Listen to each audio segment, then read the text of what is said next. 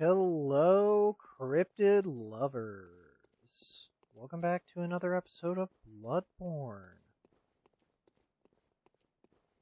Today we're just gonna finish off Old Yharnam real quick, and take some runs at Blood-Starved Beast.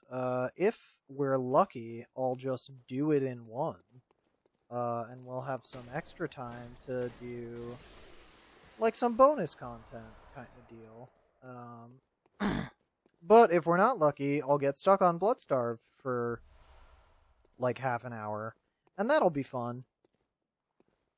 So Bloodstarved Beast is one of those bosses that, like, I find that there are a lot of bosses early on in FromSoft RPGs that are kind of playthrough enders for people, where it's like, they're not necessarily the hardest boss in the game, and in fact, like, in some cases, and this is true of Bloodstarved Beast as much as people don't want to hear it, they become regular enemies later, or, like, unique enemies later.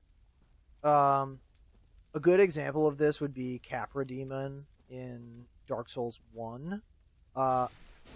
Hey, fighting one of those Capra Demons in that really, really tight space with the two dogs, like, that's a seriously hard fight when you're early game. And it's frustrating to the point where I get why people stop playing the game at Capra Demon. I remember being stuck at Capra for a little while. And I feel like Bloodstarved Beast is kind of that to some degree for Bloodborne. Gascoigne is the, like, he's tough, but he's the first non-optional boss. Bloodstarved Beast, I think, is technically optional, but I wouldn't skip it. But this thing ends people's playthroughs, for sure.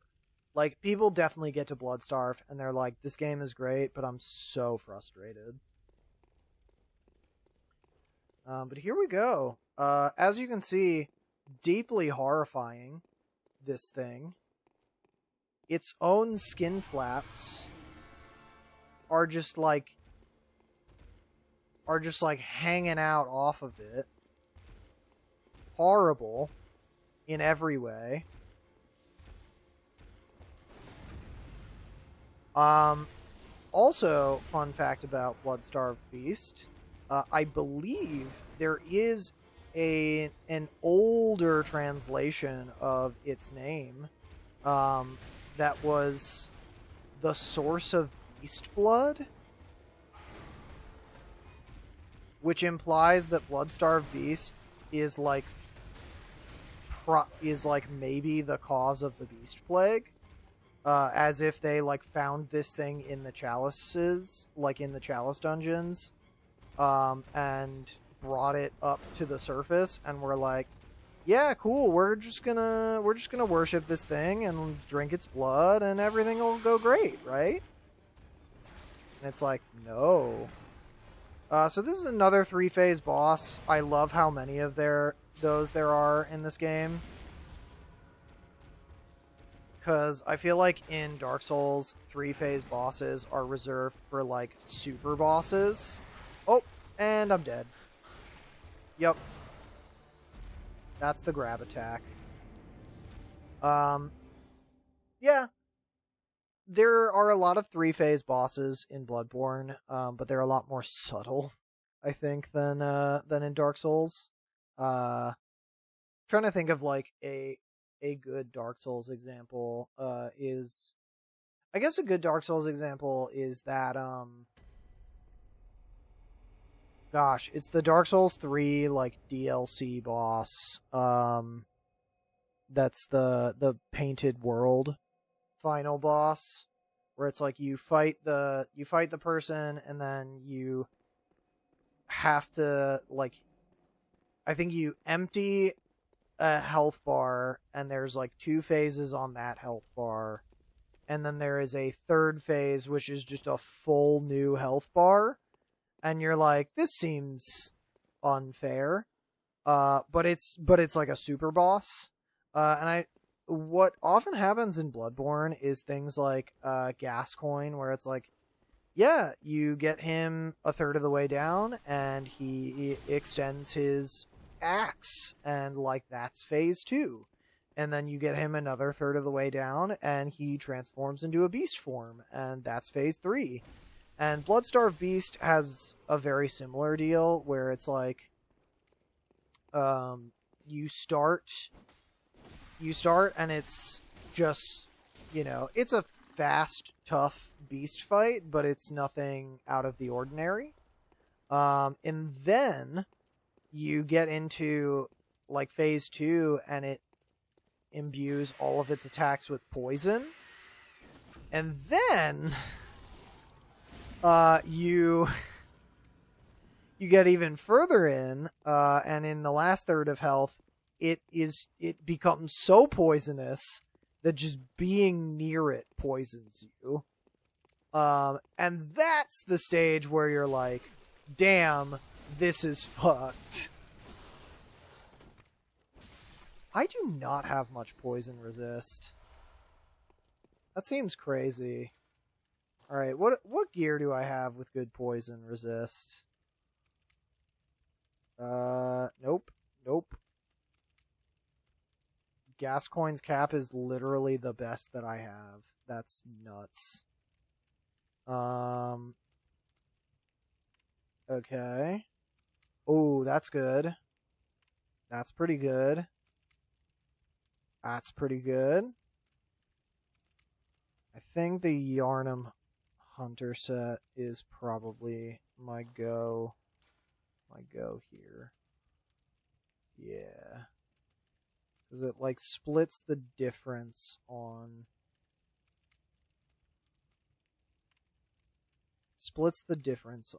poison resist and physical defense. So this is a lot of what... Bloodborne is kind of a, like, the ultimate Fashion Souls game, where it's like, yeah, the armor, the differences are so negligible that, like, you can kind of wear whatever you want and just look cool. But, on the other hand, the major differences the armors tend to have is, like, oh, this armor has really good resistance against this specific condition. And so, like, for me, it's like, I need some more poison resist for this guy. Because he just puts out a lot of poison. You know?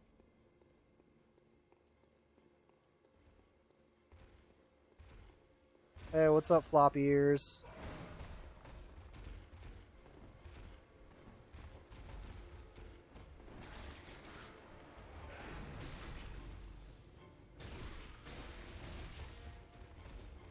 I also have a blood gem on that increases charge attacks.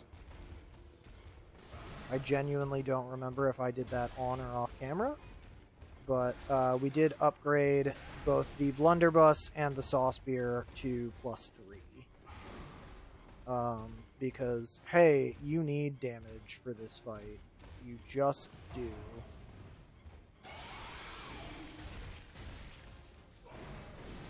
Oh, okay.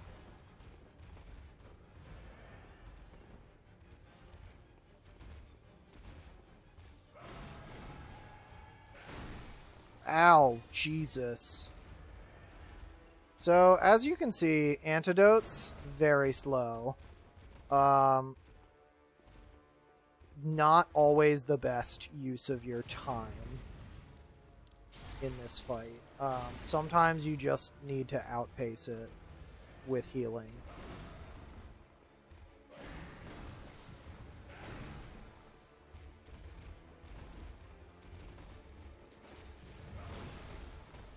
Man, I used to be a lot better at the parry windows on this boss.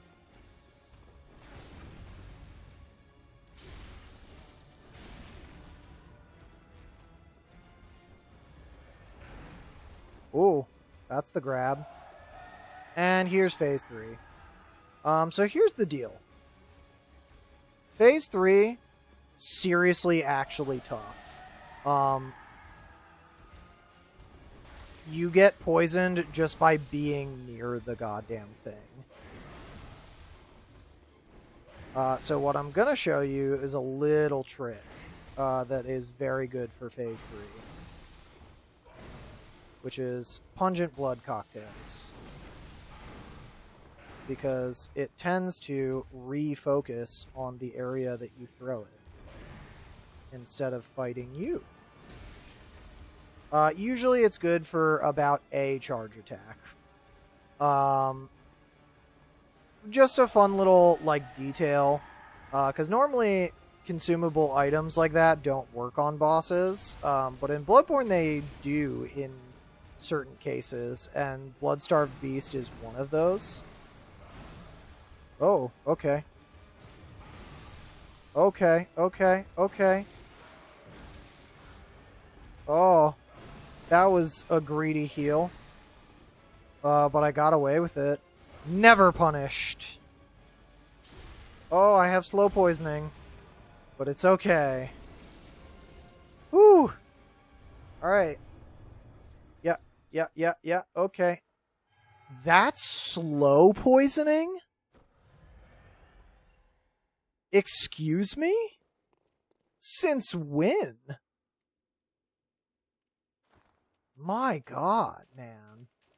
Also, the Bloodstarved Beast is very susceptible to fire, as are all beast-type enemies. And we got a chalice. And back here, there's some antidotes. In case you don't have any, I guess, when you're fighting this thing.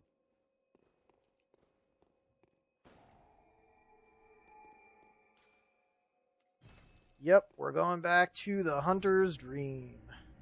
So that's Bloodstarved Beast. If you can get the parry windows right, it's not the worst fight in the world, but people have a lot of trouble with it. Definitely ends some playthroughs. But if you're having trouble, the big things to look for are that big claw attack, where it's kind of like, ha! That's a good one to parry. You can also use the pungent blood cocktail and throw it away from you if you need a second to heal, get your antidotes in, or you want to try and create an opportunity to take a charge attack on it. Welcome home. What is it you did? Very well. Let me stand. All right. So we have Vit and Endurance at 15 and Skill at 20. I don't think it's necessarily time to start leveling Arcane, but I am going to invest one level in it real quick. I'm also going to pop... some Cold Blood dues. Did that get me there? Ah, I forgot. This game doesn't tell you what your next level up is. Very well. Let me... Ah! Farewell, good hunter. Yep. Thank you. I'm sorry I'm being rude, but I need to pop the Cold Blood due. We're just gonna pop it. Welcome home. What is... Very well. Let me... So, I was describing that I like leveling in multiples of 5. So, what I'm probably going to do is level Vit to 20. Level Endurance to 20, and then start doing either Skill or Arcane again. Oh, another thing. We got a chalice. Oh. Right. Chalice ritual. Oh, what?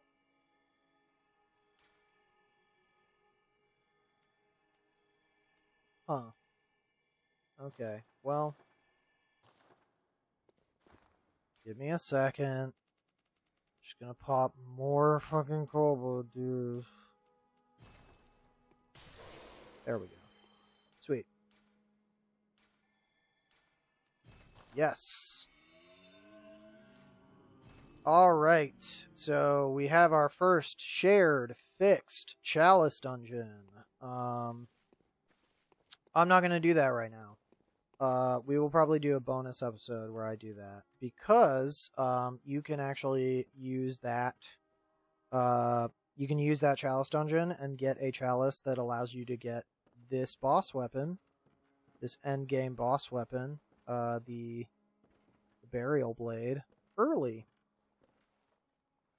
The healing church and the blood ministers who belong to it were once guardians of the hunters in the times of the hunter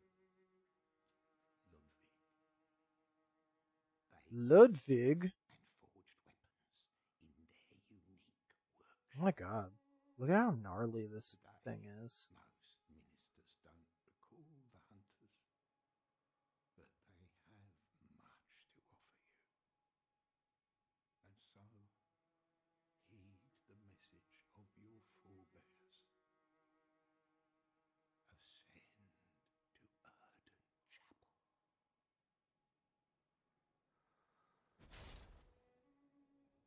Ascend to Erden Chapel. From there, you will find the church workshop. Alright, yeah. I can find the church workshop. I can get down with that. Nope. Nope.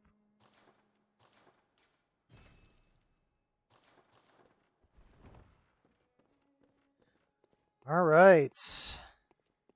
So we gotta go to Odin Chapel. I will do this as a bonus episode, maybe. Where I don't do much commentary and I just kind of play. Because the Chalice dungeons are, frankly, kind of, they're procedurally generated, and they feel it, basically. So that's kind of the takeaway for those, is just that hey, they're procedurally generated dungeons, and that's cool because it means that the game has nearly endless content, and also it means that there are new things being found in this game to this day. But on the other end, it means that there's a lot of just grinding through the same looking areas, fighting remixed bosses in new arenas. They're just not the most interesting thing to watch. So I'll just put those up as a 0.5 episode at some point. But hey, this opens up. You may not have noticed that this door was even here, but it's open now, and that's pretty cool. And in fact, we're gonna go in it. Because there's cool stuff up here. Now, very experienced players are probably going, "No! You skipped the thing!" And yeah, I did, but I'll go back for it. Because you literally can't do all of this area. Even though it's a little side area, you can't do all of it in one run. It's impossible. Ow. Ow. Ow.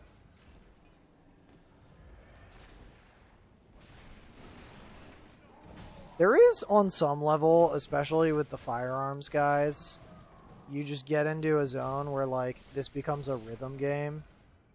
Where you're just alright, fire, beat, beat, beat, fire.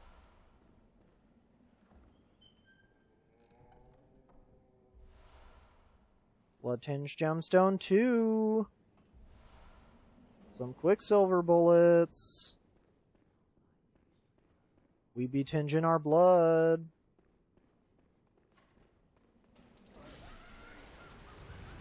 Oh, oh, oh, oh, oh, oh, oh.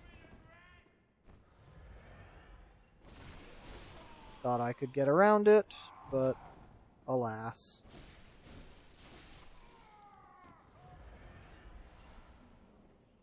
Also, can we talk about how, like, horrifying and metal it is that, like, the way you... Oh. And we're dead. But so is he. That's funny.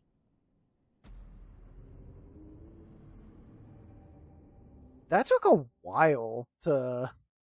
That took, like, longer than it should have to trigger.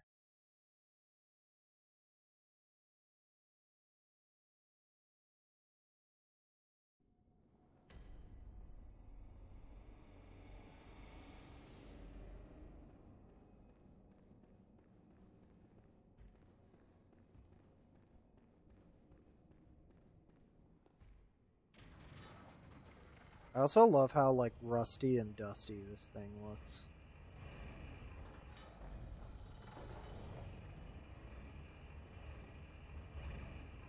There, are you happy? We're doing the thing.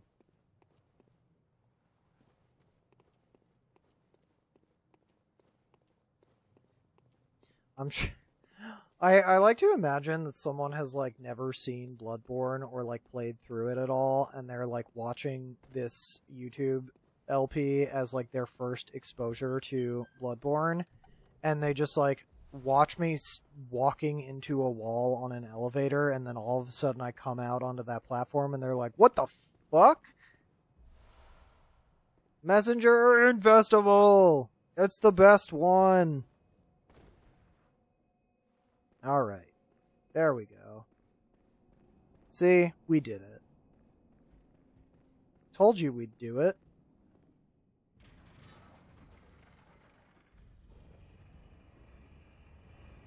Another fun thing that's about to happen is, very shortly after we open up all... Oh, no! Please tell me you saw that on the camera. My pants just going nuts. Oh my god, I fully just didn't open this. Communion!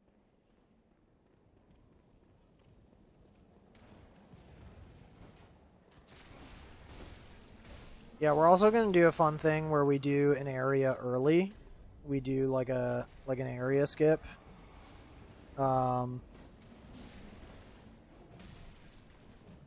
Because I find doing it at the appropriate stage in the game exhausting and not very fun.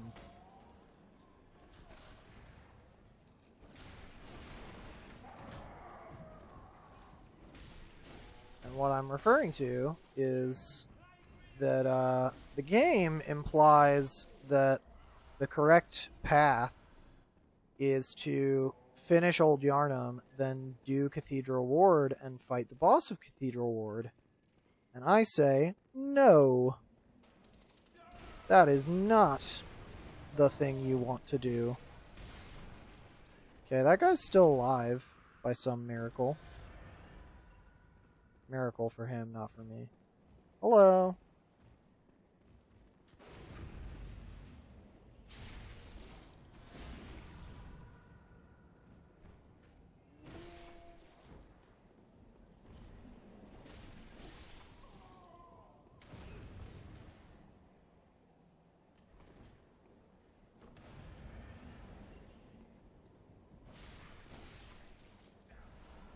Bye.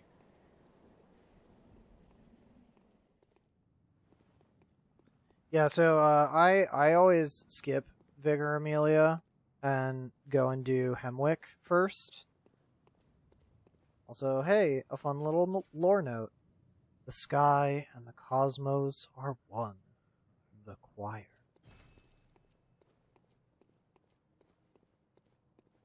I don't think you actually have to find that note for anything in lore purposes, but it might do something.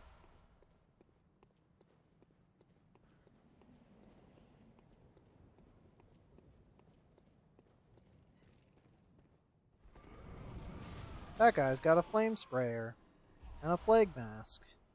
And there's another dude over here. Oh my god, wait. There's two of them? I fully forgot. Man, it's been a while. Quicksilver bullets. And a chest. The Radiant Sword Hunter badge. And this lets us get the do the game on easy mode weapon. There's also this door, which is locked. And you would be absolutely floored to find out where you get the key to that fucking door. My god. Oh. It's fine.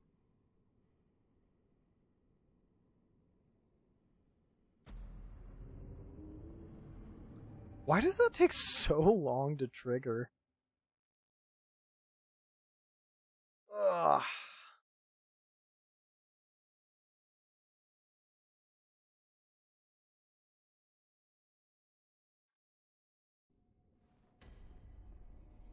Alright, I think we're just gonna do one more secret path, and that'll be it for today's episode. And then we might, you might get a bonus episode of the Chalice Dungeons. Because I think if I am gonna do the Burial Blade skip, I would prefer to do it sooner rather than later, because it's not a weapon that I'm super familiar with.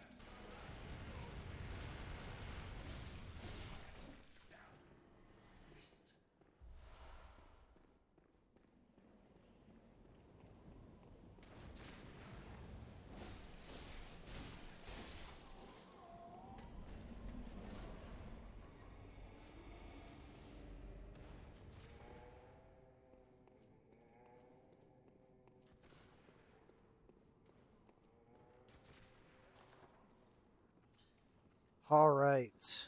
There's a lot of stuff to get in here. But it's easier when you are doing the online version. Is it this one? I don't remember. Alright, we're gonna try and do it the hard way.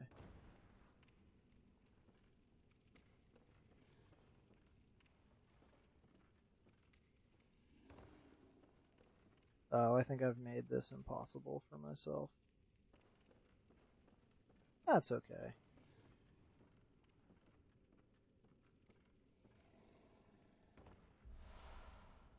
Got some madman's knowledge.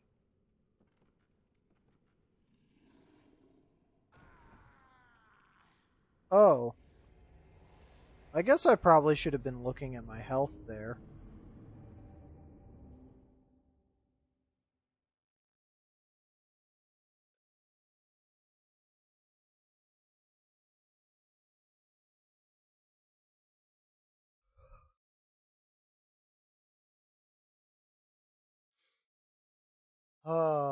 The joys of loading screens.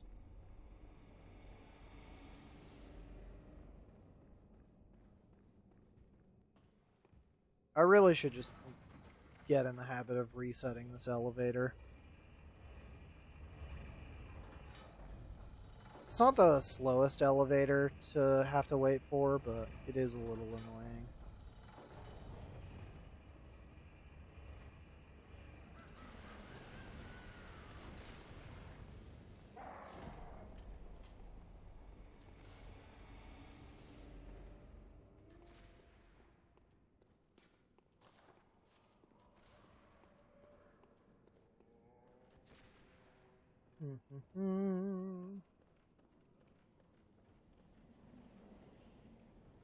So there are a couple of ways to get to that door over there. They're all pretty tough, admittedly. Especially if you're like me and have forgotten what you're doing. Damn it.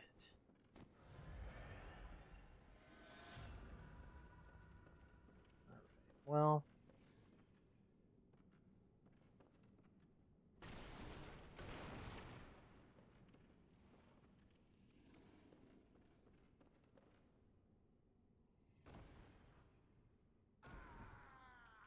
yeah, that makes sense. Alright, I'm gonna see you guys in a second.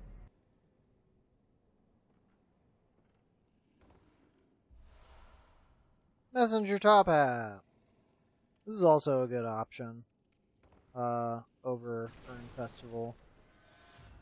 I could see a lot of people liking that one. So I think I've made it impossible to actually reach that platform, for now. So we're just gonna go down and do the regular area.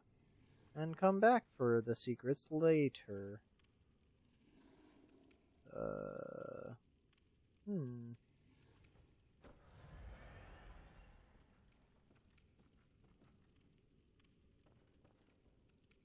Oh. Jumped too far that time. We'll be right back after these messages. There won't be any messages. Alright, so I think, if I remember correctly, the way to do the entrance is here. And you take a lot of damage, and then you heal up, and then you just drop here. And you take some more damage. And now you're in a little secret zone.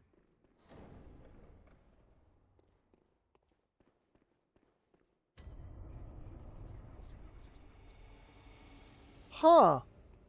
This looks familiar. Yeah. This is the abandoned old workshop.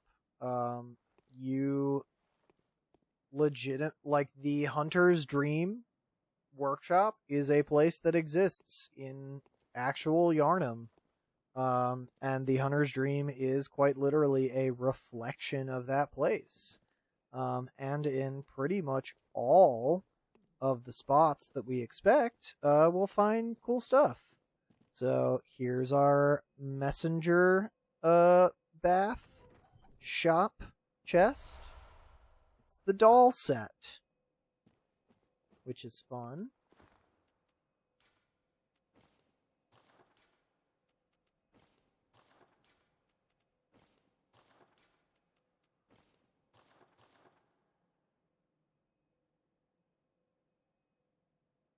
I'm the doll. I'm the level up lady.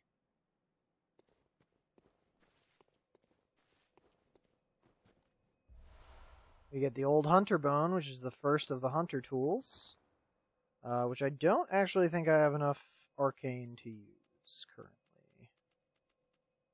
Yep, I need 15 arcane. But we will eventually start leveling arcane, and then I can show that off to people. Lets you do like a quick step thing. It's very cool.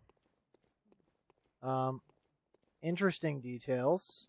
The gate that leads to an area behind the workshop in the Hunter's Dream, there is nothing over here. The cliffside and like platform just cuts off. The fence ends. Can't really go much of anywhere there. But we've got other stuff to explore, like namely the workshop. And isn't it crazy? No storage chest. The weapon tool bench is here, but you'll notice there are no weapons on it. Nothing but some books. You've got a cabinet. In the Hunter's Dream, this is filled with like random vials and stuff, but in here it's just books and papers and a small hair ornament. We're going to go ahead and light this lamp. Oh shoot. So normally there's a mirror here in the Hunter's Dream, and for whatever reason I thought that there was a mirror here, and I wanted to see if it's reflective in the real world but not in the Hunter's Dream, because I think that would be very cool. But it's not. It doesn't exist.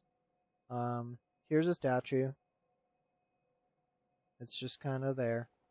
And here is the doll. An abandoned doll.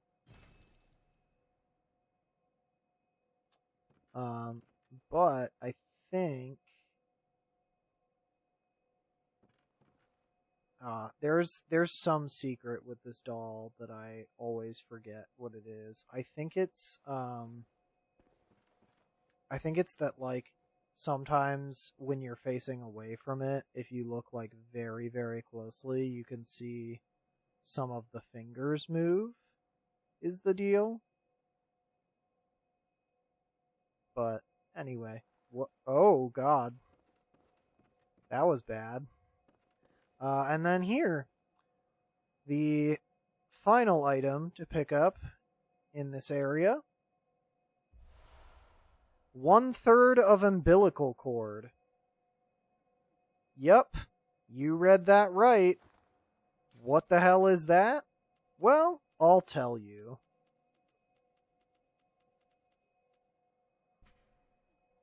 A great relic, also known as the Cord of the Eye. Every infant Great One has this precursor to the umbilical cord. Every Great One loses its child and then yearns for a surrogate. The third umbilical cord precipitated the encounter with the pale moon, which beckoned the hunters and conceived the hunter's dream. Used to gain insight and, so they say, eyes on the inside, although no one remembers what that truly entails. This thing is gross. It just is. It's real gross. It's also a consumable item of which you need exactly 3 to get the true ending. So that's fun. And you can just get one of them here. So this is one of the more obvious ones. Then there's one you get for fighting a certain endgame boss. And then there are 2 others that you can get by completing certain NPC quest lines.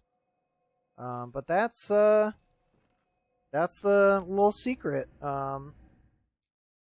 If people are interested, I can maybe take us through like opening all the gates in Cathedral Ward, but I might also just do that as a little bonus episode, which will be mostly gameplay with very little commentary. It'll probably be a longer session. Can do like a 0.5 episode where we do the first Thumerian Labyrinth and the opening up of all the gates in Cathedral Ward, so that we can do some NPC quest lines on camera. But that's gonna be it for us today. So we will catch you next time on SquatchHunter presents Bloodborne.